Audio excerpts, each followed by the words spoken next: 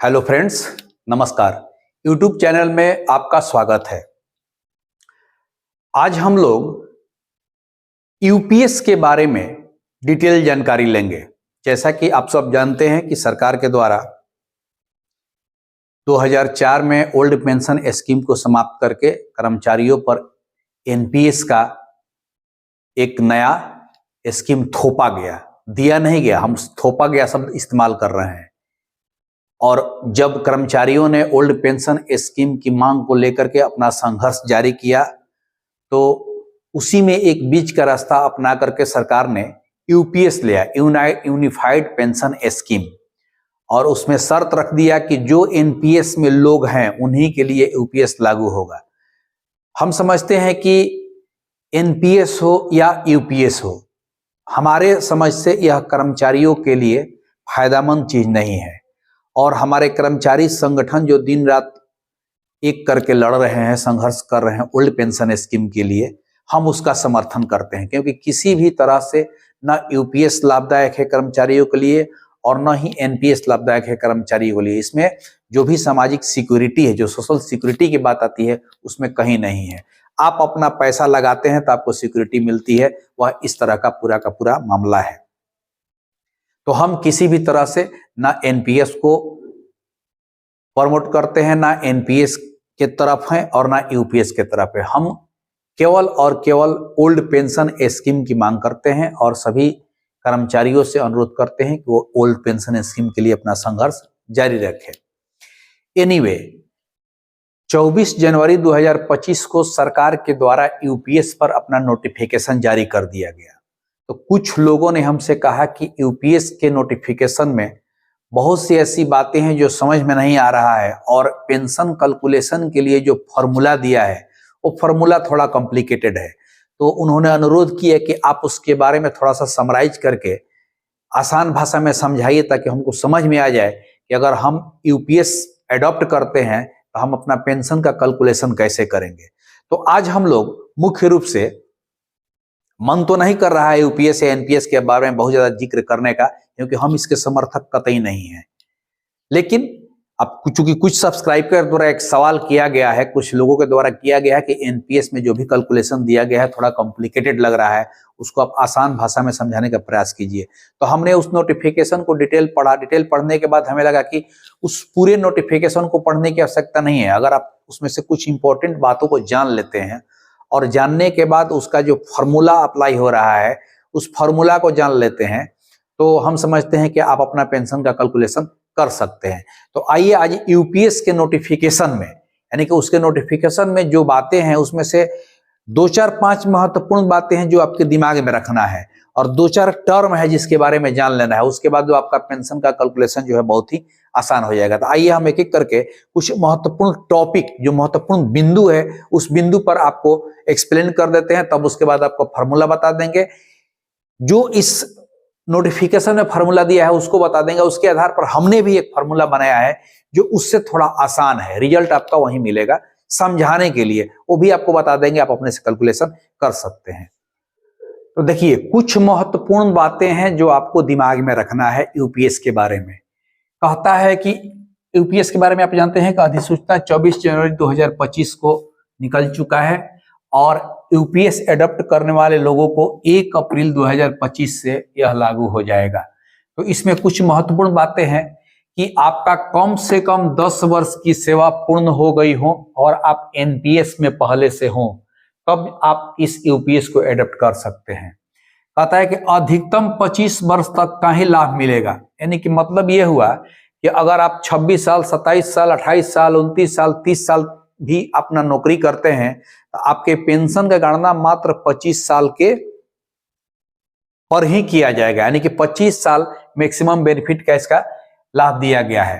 कहता है कि सेवा से हटाने या बर्खास्त होने या इस्तीफा देने की स्थिति में दे नहीं होगा। ये बहुत इंपॉर्टेंट चीज है। मान लीजिए कि किसी डिपार्टमेंटल प्रोसीडिंग के तहत आपको सेवा से हटा दिया गया, बर्खास्त कर दिया गया, या आप किसी कारणवश अपना रिजिग्नेशन दे दिए सेवा में रहते हुए, तो उस कंडीशन में आपका यह दे नहीं होगा। मान लीजिए कि 25 वर्ष आप सेवा पूर्ण कर लिए और उसके बाद आप वीआरएस ले लिए, तो उसी दिन से आपका पेंशन शुरू नहीं होगा। वह कब शुरू होगा कि जो आपका वास्तविक रिटायरमेंट की तिथि थी, यानी कि जब अगर उम्र हमारा 60 साल पूरा हो रहा है तो 60 साल जिस दिन पूरा हो रहा है उसी दिन से वह पेंशन की शुरुआत होगी। तो ये कुछ इंपॉर्टेंट पॉइंट है जो सबको जान लेना चाहिए। मुख्य रूप से हमारा फोकस है कि हम लोग का जो पेंशन का गणना होगा वह पेंशन का गणना कैसे किया जाएगा, जो उसमें फॉर्मूला बताया है फॉर्मूला कैसे अप्लाई किया जाएगा। तो पेंशन की गणना करने से पूर्व उसमें जो दो शब्द है, एक है इंडिविजुअल कॉर्पस यानी कि व्यक्तिगत कॉर्पस और दूसरा है बेंचमार्क कॉर्पस। ये दो ऐसा शब्दावली है जिस पर पूरा का पूरा कैलकुलेशन बेस्ड है। तो इस चीज को हम लोग समझ ले शॉर्ट में, माने साधारण भाषा में, कि इंडिविजुअल कॉर्पस क्या है और बेंचमार्क कॉर्पस क्या है। आइए देखिए कि जो आपका अंशदान होगा उसका एक कॉर्पस तैयार होगा, फंड तैयार होगा। तो कॉर्पस दो तरह का होगा। एक है आपका व्यक्तिगत कॉर्पस। व्यक्तिगत कॉर्पस में दो तरह का अंशदान होगा, एक कर्मी के द्वारा अंशदान होगा और एक सरकार के द्वारा अंशदान होगा, और दोनों को एक साथ मिला करके व्यक्तिगत कॉर्पस बनता है। कर्मी का अंशदान क्या होगा? तो पे प्लस डीए का 10%, और ठीक उतना ही पे प्लस डीए का 10% सरकार मिलाएगी, तब आपका इंडिविजुअल कॉर्पस तैयार हो गया। अब आप कहिए कि बेंचमार्क कॉर्पस क्या है? तो जो आपका इंडिविजुअल कॉर्पस है, जैसे आप मासिक अंशदान करते जा रहे हैं, तो उसका एक रेफरेंस पॉइंट है जिस पर आपका फंड का गणना होगा। आपके फंड का जो वैल्यू होगा, यूनिट होगा, उसका गणना किया जाएगा, और यही उस रेफरेंस पॉइंट का जो बनता है वही बेंचमार्क कॉर्पस होता है। इसमें है क्या कि जैसे मान लीजिए कि यह इसका एक हर कर्मी का एक फिक्स लिमिटेशन होगा कि आपको उस कॉर्पस में इतना पैसा जमा हो जाना चाहिए। अब मान लीजिए कि कोई एक कॉर्पस है, इसका लिमिटेशन है, ध्यान दीजिए, ये समझने वाली चीज है।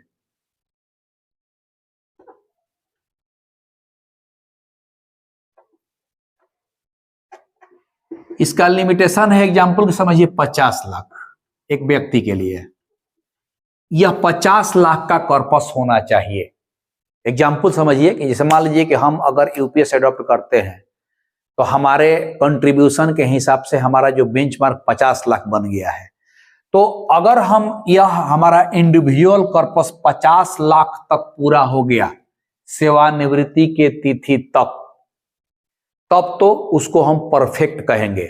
नहीं तो अगर आपका जमा माने आपका इंडिविजुअल कॉर्पस इस 50 लाख से नीचे है तो आपको एक ऑप्शन दिया जाएगा कि जितना कम है उतना अतिरिक्त अंशदान पूरा करके आप इस बेंचमार्क कॉर्पस को पूरा कीजिए।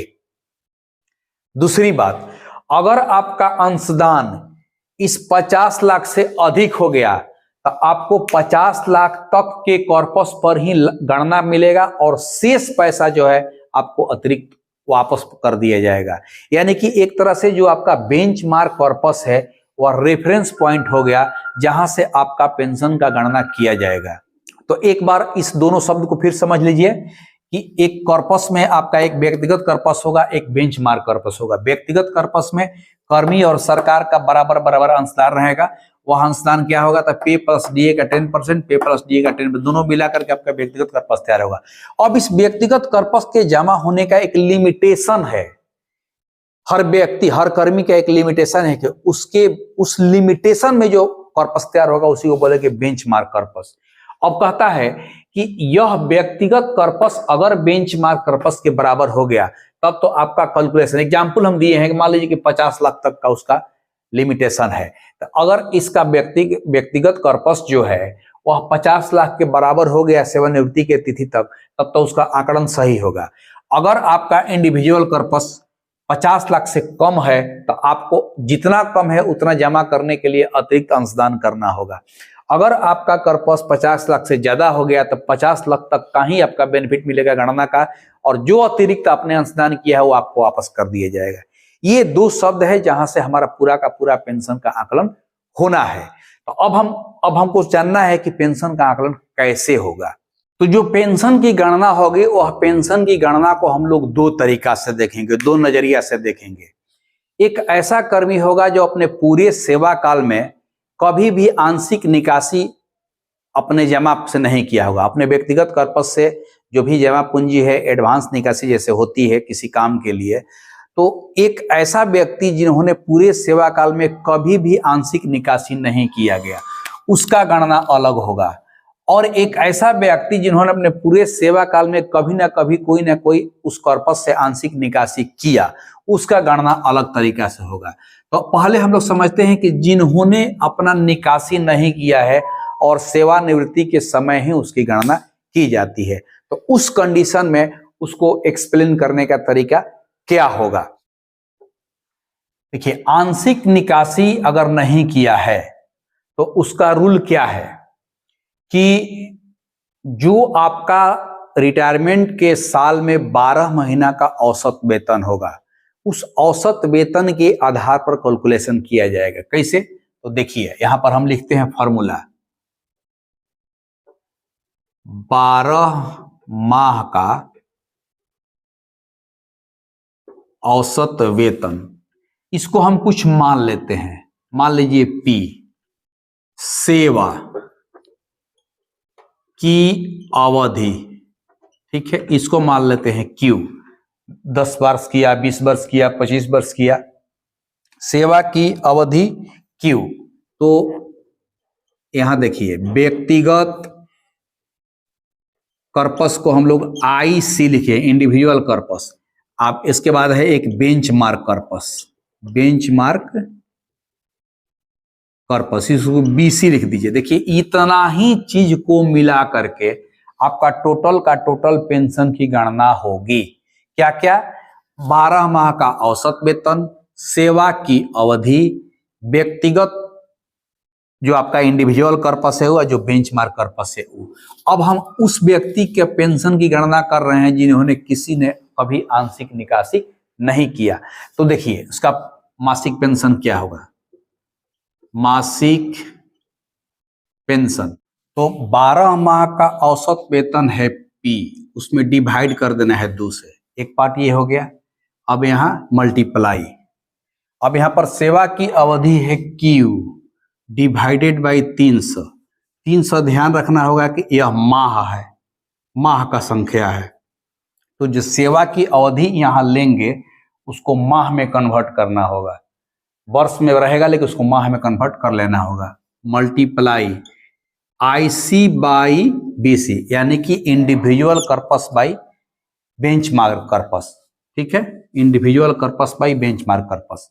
अब हम चूंकि निकासी कर रहे हैं, निकाल रहे हैं पेंशन वैसे व्यक्ति का जिन्होंने अपने पूरे सेवा काल में कोई आंशिक निकासी नहीं किया है। तो अब आप ध्यान रखिए कि जब सेवा काल में निकासी नहीं किया है तो जो इंडिविजुअल कर्पस है वह बेंचमार्क कर्पस के आकर के बराबर हो जाएगा।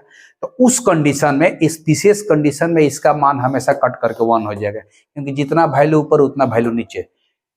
वह कर्पस कितना होगा वह सेवा अवधि के आधार पर निर्धारित है कि 25 साल के लिए क्या होगा, 15 साल के लिए क्या होगा, 10 साल सेवा की है उसके लिए क्या होगा, ये सब कर्पस निर्धारित है।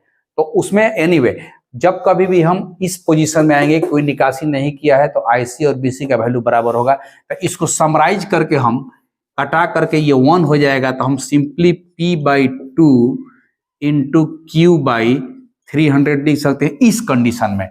अब हम इसी आधार पर अपने पेंशन का गणना कर सकते हैं। अब जैसे मान लीजिए एग्जाम्पल के रूप में उसका जो औसत है, यही पर वैल्यू देते हैं। मान लीजिए जो औसत वेतन P है वह मान लीजिए है 50,000, एग्जाम्पल के रूप में 50,000 सेवा। वह व्यक्ति 25 वर्ष सेवा पूरा कर लिया, 25 वर्ष सेवा पूरा कर लिया, तो कितना हो जाएगा यहाँ पर देखिए, 50,000 सिंपल है डिवाइडेड बाई 2 मल्टीप्लाई यह Q। तो 25 वर्ष सेवा पूरा किया, तो यह जो 300 माह है ना, यह 25 वर्ष का ही इक्विवेलेंट बराबर है। तो यहाँ पर हम 300 डिवाइडेड बाई 300 कर देंगे, कट गया ये 25, यानी कि यहाँ पर हो गया 25,000, यानी कि बेसिक पेंशन उसका हो गया 25,000। अब इसी पर DA अपना DR जो डियरनेस रिलीफ होता है उसको आप जोड़ लीजिए, यानी कि 25,000 प्लस 25,000 का DR% दोनों को जोड़ करके जो होगा वही आपका पेंशन हो जाएगा। अब ऐसा कंडीशन जिसमें कि व्यक्ति ने आंशिक निकासी किया हो, तो उस कंडीशन में क्या होगा कि उस कंडीशन में IC/BC कट के 1 नहीं होगा, क्योंकि जब वह आंशिक निकासी, एग्जाम्पल के रूप में समझिए कि मान लीजिए कि उसका कॉर्पस है 50 लाख का, आंशिक निकासी कर लिया 10 लाख, तो उसका तो कॉर्पस बच गया 40 लाख का। तो उस कंडीशन में 40 लाख डिवाइडेड बाई 50 लाख, ऐसा क्या उसमें क्या बन जाएगा, तो उसको देख लीजिए। इस केस में यानी कि जब कोई व्यक्ति आंशिक निकासी किया हो तब उस कंडीशन में उसका जो पेंशन होगा, फॉर्मूला वही रहेगा, P/2 मल्टीप्लाई Q/300। यहाँ पर जो हम लिख रहे थे IC/BC 1, ये 1 नहीं होगा। इसलिए 1 नहीं होगा कि कल्पना कीजिए कि भविष्य में ऐसी पास्ट में पीछे उन्होंने कम से कम 10 लाख रुपए की निकासी कर लिया, एग्जाम्पल के रूप में। अब 50,000 जिसका P 50,000 हो, P माने कि उसका औसत वेतन 50,000 है, Q उसका मान लीजिए कि 25 वर्ष सेवा पूरा कर लिया हो, तो उस कंडीशन में जब हम गणना करेंगे तो P 50,000/2 इंटू 300/300 इंटू अब IC, अब कुछ कॉर्पस है मान लीजिए 50 लाख का, 25 साल सेवा पूरा किया, उसका कॉर्पस है 50 लाख का, 10 लाख का निकासी आंशिक रूप से कर लिया है, तो उसका कॉर्पस में इंडिविजुअल कॉर्पस तो बचा 40 लाख का। तो उस कंडीशन में 40 लाख डिवाइडेड बाई हो जाएगा 50 लाख, ठीक है। तो ये कट गया, ये पूरा कट गया, ये 25 कट गया, यानी कि 25,000 इंटू 4/5, ये हो गया 5,000, यानी कि ये आपका 20,000, यानी कि उसका बेसिक पेंशन बन गया 20,000 प्लस इस पर जो DR होगा। तो देखिए कि जैसे ही उसका इंडिविजुअल कॉर्पस घट गया, उसका यहाँ पर आकर के पेंशन भी घट गया। ये तो ये पूरा का पूरा माजरा है इस UPS में कि आप ही के पैसा से आपका पेंशन बन रहा है। अगर मान लीजिए कि कोई व्यक्ति 25 वर्ष पूरा ना करके 15 वर्ष पूरा किया, 15 वर्ष पूरा किया, तो उस कंडीशन में यहाँ पर 15 वर्ष का जो है 180 महीना लिखेंगे, हमेशा माह में लिखना होगा, 180 महीना लिख देंगे और उसके बाद इसको वैल्यू कर देंगे। तो कुल मिलाकर के हमारा यह जो फॉर्मूला है, इस फॉर्मूला के आधार पर आप अपना गणना कर सकते हैं। ये तो हो गई पेंशन की बात, ठीक है।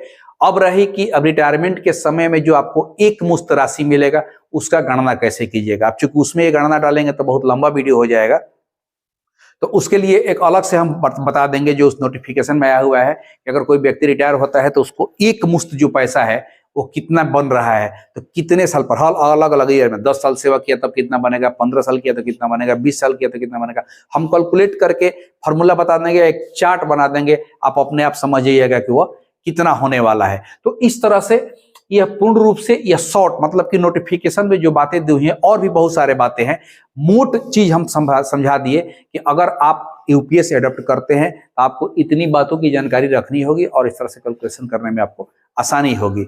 मेन खेला वही है कि आप जो अंशदान कर रहे हैं उससे जो कॉर्पस तैयार हो रहा है, आपका इंडिविजुअल कॉर्पस और बेंचमार्क कॉर्पस उन्हीं पर आधारित है। यही कॉर्पस पर आकर के पूरा का पूरा सिस्टम खिला हुआ है। अब बेंचमार्क कॉर्पस जो है हर अलग अलग, इंडिविजुअल कॉर्पस या बेंचमार्क कॉर्पस अलग अलग अवधि के लिए निर्धारित है कि 25 साल के लिए क्या होगा, 15 साल के लिए क्या होगा, 10 साल के लिए क्या होगा, ये सब ऑलरेडी नोटिफिकेशन में निर्धारित किया हुआ है। हमने केवल आपको कैलकुलेशन करने का सिंपल सा तरीका बता दिया और उसमें जो टर्मिनोलॉजी है उस टर्मिनोलॉजी के बारे में, उस टर्म के बारे में पढ़ करके जितना हमको समझ में आया उतना आपको जानकारी दिया।